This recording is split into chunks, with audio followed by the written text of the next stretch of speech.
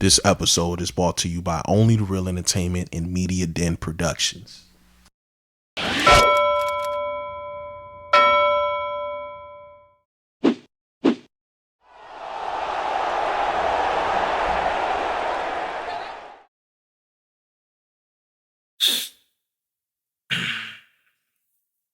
Ladies and gentlemen,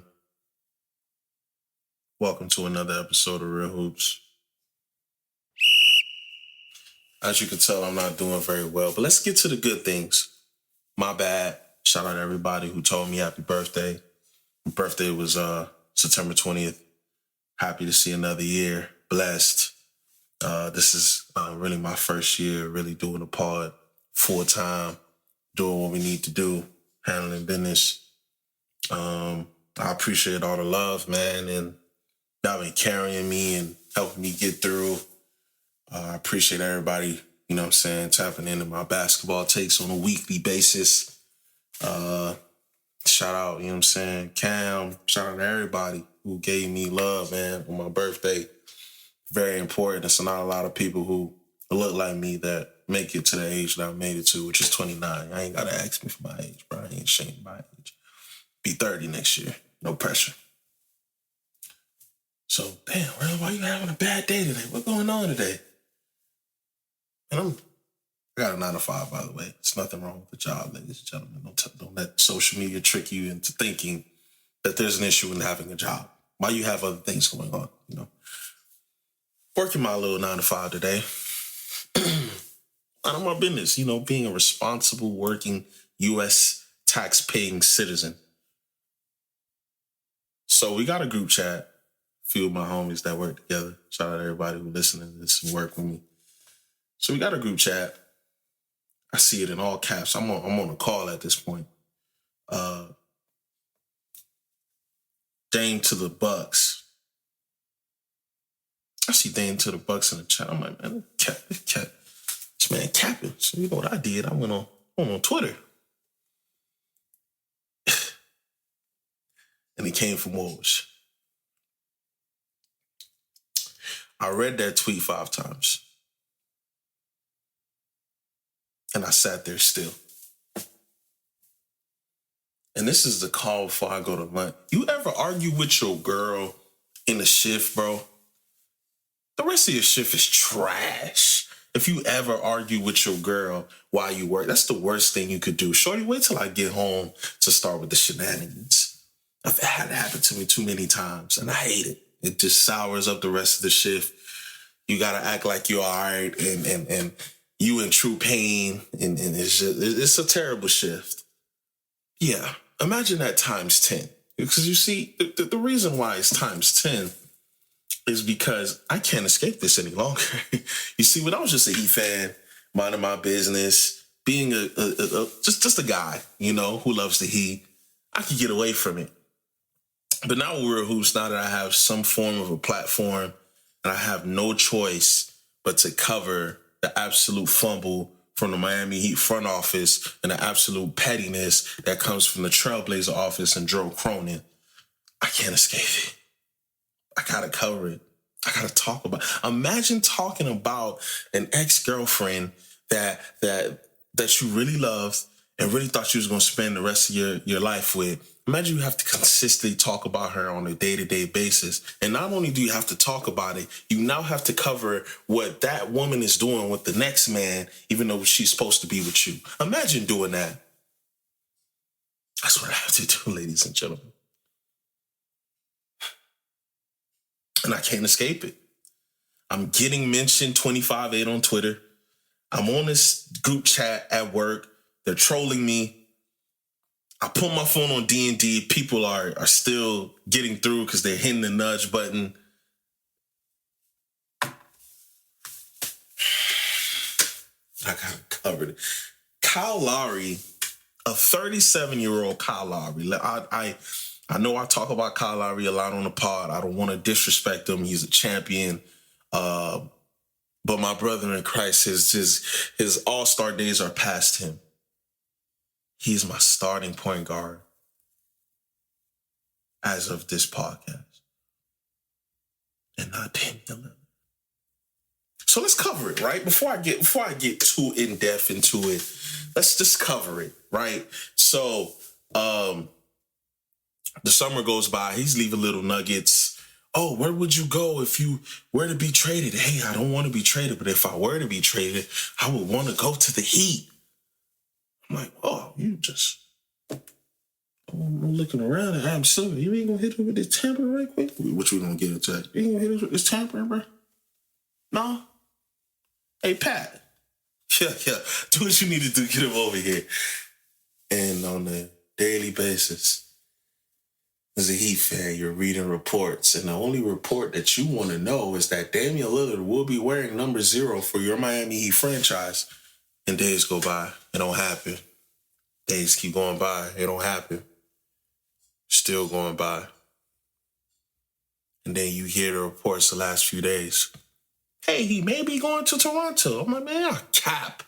Toronto? What they got to offer? And then I hear Brooklyn. And then I hear Boston. And then I hear Milwaukee. I start going, uh-oh. I don't like that. All right, Pat, I don't know what you're doing. He said he wants to be here. Don't know why the deal isn't done yet. Reports are coming out. You don't want to give up Caleb Martin. Caleb Martin is solid. Never want to take away from him. He's a starter on our basketball team, and he played a pivotal role into us making the finals last season. But we're talking about Damian Lillard, the man who just averaged 32 points per game. This man has one of the greatest playoff performances against the Denver Nuggets I've ever seen in my lifetime. And I just told y'all my age. I'm almost 30. He was pulling up from anywhere. He had Austin Rivers praying to God he missed. And he says he wants to be on the Miami Heat team who's just in the finals. And Pat Riley, you don't find a way to get it done because you're trying to play hardball. And now I have to sit and deal with Giannis Antetokounmpo, who's the second best player. At one point in time, he was the best player in the world for 2 to 3 years before Jokic took that crown from him. You're pairing him up with a 32 point per game, absolute sniper elite, the second best shooter in the league, and you think we have a chance. The reports was Miami Heat feel like they can win without selling it out. So now what we're going to do? I'll tell you what we're going to do, ladies and gentlemen. We're going to be a playing team. All right? Because we're pathetic right now. And this is all Pat Riley's fault for trying to play hardball. I don't want to hear the reports if Joe Cronin wasn't talking. Damn that. Your player wants to be here. I will make it happen. There's only 2 players you can't touch. Give a damn about these other people. Respectfully to, all the other players. Tyler Hero, shout out to you. I seen the post. I know you were kind of in your feelings, but my brother in Christ, this is 32 points per game we're talking. This is a 3-level scorer who has been healthy in the playoffs when we needed him. Not only been healthy, showed up. Yeah, he would have got up out of there if it was me. But listen, we lose Damian Lillard. And now, you know what they're saying? You know the reports that we're saying on the market? You know what our pinnacle of movement this offseason is because we fumbled Damian Lillard? Buddy Howe. And they're like, oh, yeah, we might get Drew Holiday. I'm supposed to be moved? Yeah, he ain't no Kyle Lowry. Yeah, he's maybe a fringe top 10, top 15, all-world defender. But my brother in Christ, Jimmy, was just cooking you 4 months ago. And we got to settle for that because we fumbled Damian Lillard. Pat, I'm sick of you. I'm just so tired of the mystique. I'm so tired of you not getting it done when people are putting our name in their trade list. Yeah, I get it. You don't want to gut your team. I get it. But you and your scouting team have had an uncanny ability to find players, diamonds in the rough. We just got Gabe Vincent paid. We just got Max Strus paid. Before that, we had Duncan Robinson going crazy before he forgot all necessity of playing, starter basketball minutes. We found that. I don't want to hear it about you not wanting to gut the team. You can find somebody else. But no, you don't want to gut the team. You don't want to gut the team. Pat, I'm sick of you. You know, this trade just made me realize it was all D-Wade. D-Wade, who's a friend of the show, by the way. Shout out D-Wade. It was all D-Wade. Yeah, it was all D-Wade. D-Wade bought us our first ring. D-Wade also convinced LeBron to come down here. And then when it came time to pay D-Wade, you chose to sign Whiteside. Oh, no, I didn't forget that. I don't give a damn if it was 7 years ago. No, I ain't forget that. You chose to sign Whiteside. You chose to pay a guy like Tyler Johnson instead of giving max to D-Wade, who has 3 titles to his name. Yeah, you made up for it, you know what I'm saying? You bought him back from Cleveland. But come on, dog. That was a red flag to me from back then. Then we go these, you know what I'm saying? You go a year. D-Wade retires. Jimmy comes in. We chill off you because Jimmy is a dog. Still a dog. We land him. He wants to be here. He wants to be present. He wants to retire Miami Heat. And he chooses to come here in free agency. So we chill off you. And then you proceed to miss the opportunity to get Kevin Durant. And then you proceed to miss the opportunity to get Donovan Mitchell. And then you present the opportunity to miss out on Bradley Beal. And then you miss the opportunity to miss out on Dame. And don't forget the people in between, the Zach LaVines of the world. What the hell are you doing, bro? What are you doing? This individual literally stated he wants to be here. And he's wearing a Milwaukee Buck uniform when the season starts. And Kyle Lowry is my starting point guard. Yeah, I don't want to hear reports about Joe Cronin not wanting to talk. I'll fly out there and, I need to see him. This is happening. You can get anybody you want, every pick. You can get everybody not named Jimmy Butler or Bam Adebayo. Here. Get it done. And now we're looking like an 8th seed. We're for sure a playing team. We're for sure a playing team. Unless you tell me tomorrow that Joel Embiid wants to ask for a trade because of James Harden's nonsensical ways, this offseason was a failure. And we will become a joke in the East, let alone the NBA. We're not better than Milwaukee, for sure now. Not better than Milwaukee, not better than Boston.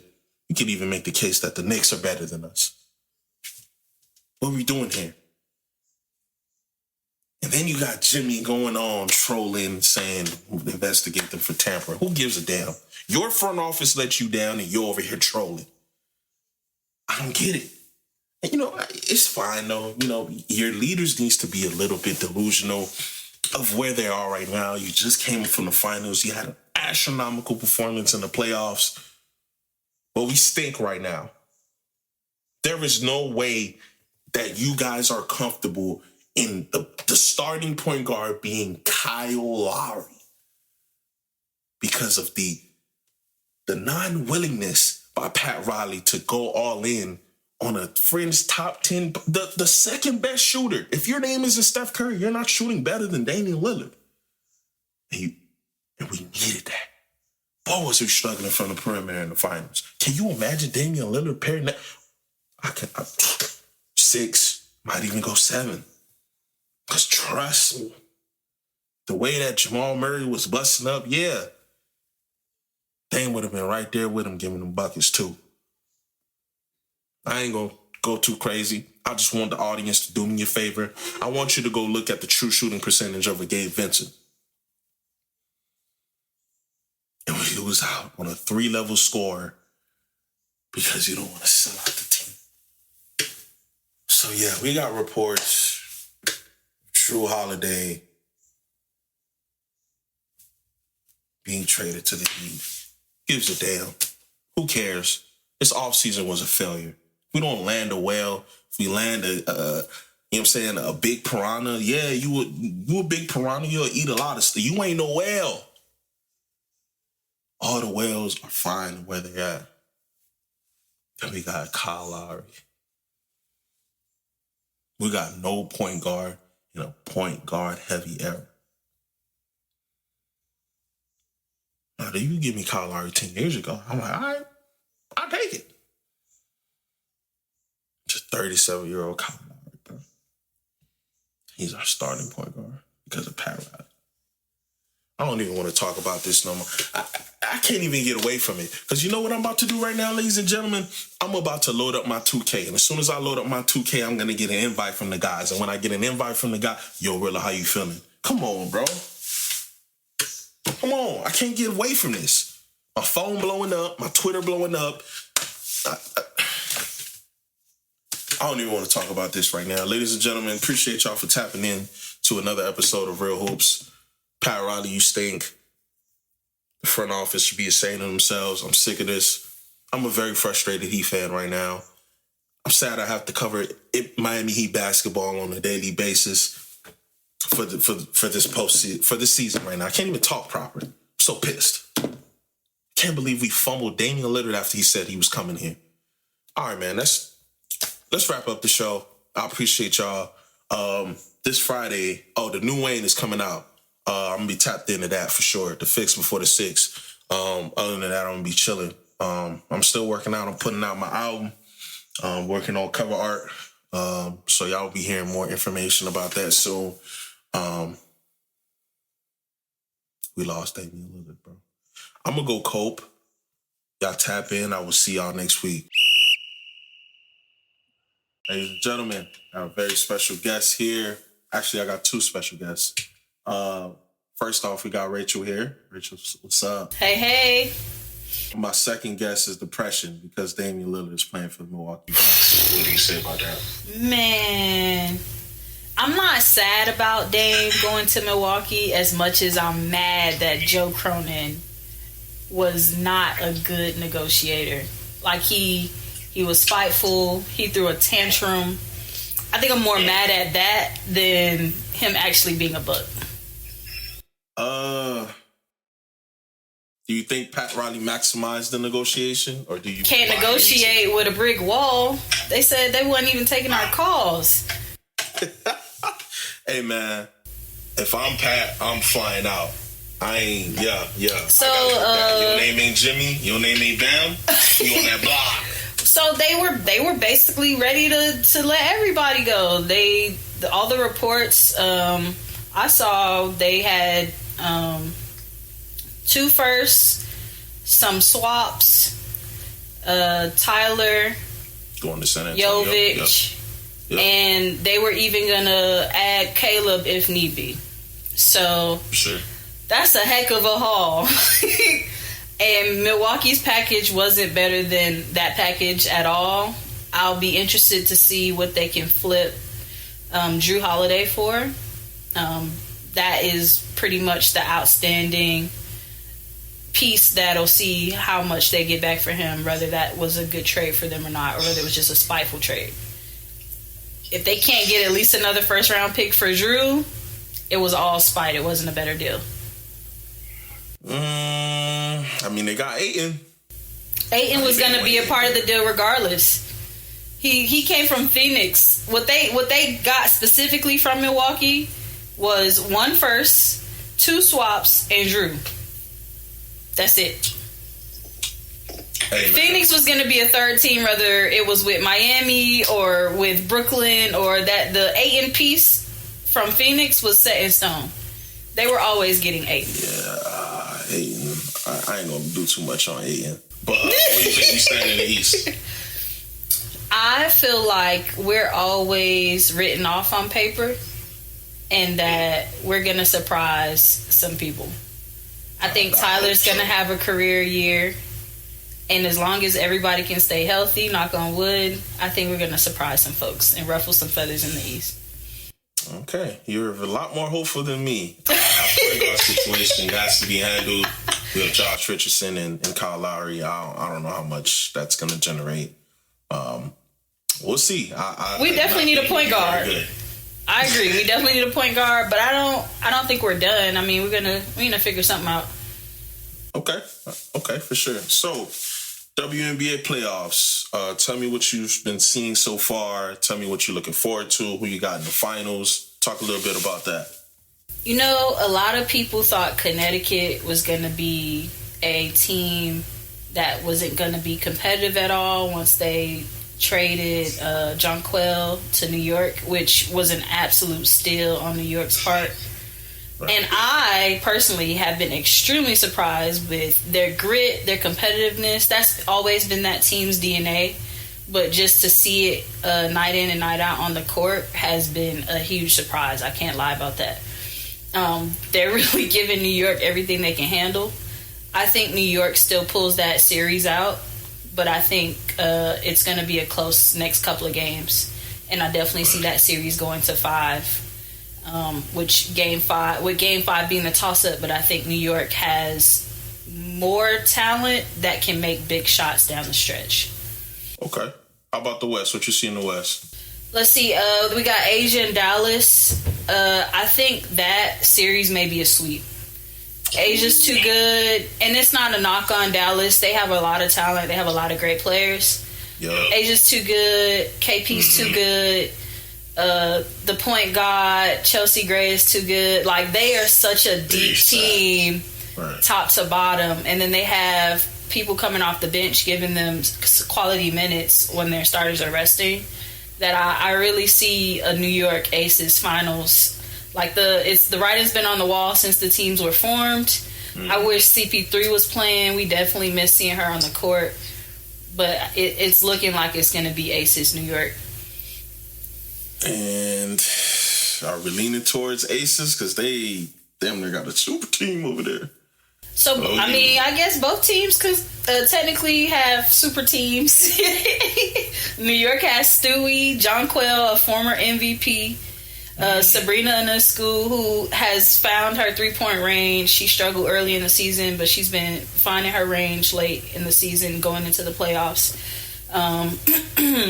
And they have another really great point guard in Courtney Vandersloot, who is proven. She won a championship with Chicago with CP3 a few years ago, and she definitely has big moments. So that matchup, if it happens, if Connecticut can't beat them in that game 5, I definitely think that series goes 5. If Connecticut can't pull that out, that's going to be a heck of a finals. Okay. So that's the on the court stuff. I want to talk to you about the off the court. If you were WNBA commissioner and you had the chance to sit across from Adam Silver, what are some things that you would change about the WNBA? One of the big conversations on Twitter lately has been how the media portrays black women athletes and how they prop up their white peers. And one of the things as commissioner that would be important to me is making sure that across the board media representation is representing, I think the league is 80% black, so representing the league accordingly. So we have the DTs of the world, Diana Taurasi and Sabrina Ionescu, who hasn't gained that many accolades as a pro, who has a Nike shoe deal. Sue Bird was super propped up. Stewie, who is a great talent, is propped up ahead of all of her black peers. They have Asia Wilson as the face of the league, but she doesn't even have her own shoe deal yet, which is crazy. So one of the big things would be, my focus would be on, and there's so many issues that the W needs to work on, but media representation is a big part of how you grow the league, how you prop up the league, how you engage fans, and how you engage the talent that's hoping one day to be a WNBA player. Representation matters. We've heard that a lot. That phrase has been coined across sports and politics and everything else, but it's true. And the media has a lot of power to sway public opinion, and they do. And one of the big things, I was listening to a podcast, or an interview rather, with Isaiah Thomas, the great Detroit point guard legend, and he spoke on how he fought hard to have black beat writers write for the Detroit Pistons, because when white writers were writing for the Pistons, they would never write favorably for their team, and they were supposed to be Detroit Piston writers. Right. And so he fought to have black writers write for them, and it made all the difference in how they were portrayed and how they were propped up, even in their own city. Right. And so just fighting, I think Kathy has a responsibility to fight more on how different players are propped and centered, and I don't think she's doing a great job at that right now, but that's super important. Okay, for sure. So we definitely got to, do our due diligence as media for sure. Anything that you would expect from its NBA counterparts as far as marketability if you're said commissioner? I think NBA players have done a great job, especially here lately, about showing up to games and just enjoying the WNBA product. And that carries weight, because then you have kids who are seeing their favorite NBA players at games and saying, hey, I want to go to a game. Such and such was just at a game. Right. You have rappers and celebrities are actually going to games now, and so that helps. But all of the partnerships that the NBA have, corporate partnerships that the NBA have, I think they could do better job of having the WNBA be a part of those corporate partnerships. Okay. There's one or two corporate partnerships now I think that the WNBA is a part of, also with the NBA, the State Farm commercial. But it's not enough. The NBA brand has so many corporate partnerships that the WNBA should have a seat at that table just as much.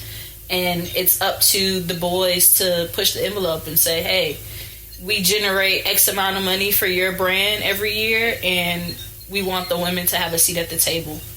And if they push the envelope like that, it'll open all types of... Right.